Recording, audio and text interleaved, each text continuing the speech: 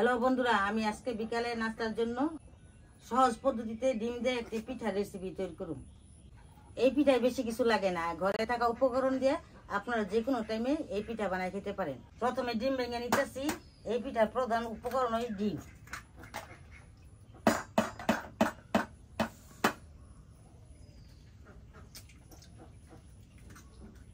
পরিমাণ মতন লবণ দিতেছি,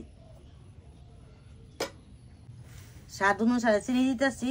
আপনারা কম মিষ্টি খেলে কম চিনি দিবেন, আর বেশি মিষ্টি খেলে বেশি চিনি দিবেন। আমি পরিমাণ মতো খাবার সোডা দিয়ে নিতেছি। এই সোডাটা দিলে পিঠাটা ফুলে পিঠাটা নরম হইব। অল্প গরু দুধ দিতেছি। আপনার বাসায় যদি গরু দুধ না থাকে আপনারা পানিও দিয়ে দিতে পারেন। আমি এই যে আমার ঠাকুর সাহায্য করছি, গুড়ি দিচ্ছি।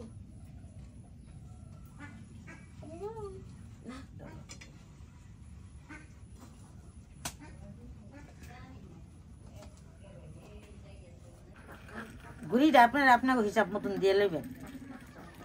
আমি এই যে আটাটাকে পরিমাণ মতো দিতেছি। দেখ দিতে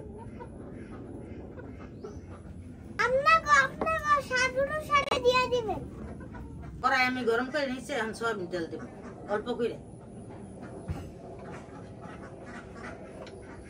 তেল গরম হয়েছে, আমি এখন পিঠা দিতেছি।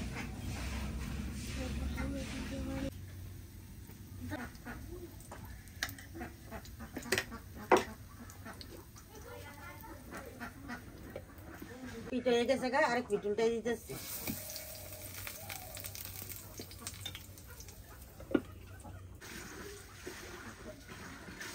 বন্ধুরা, আমার ফেসবুক পেজে অবশ্যই ফলো করতে ভুলবেন না।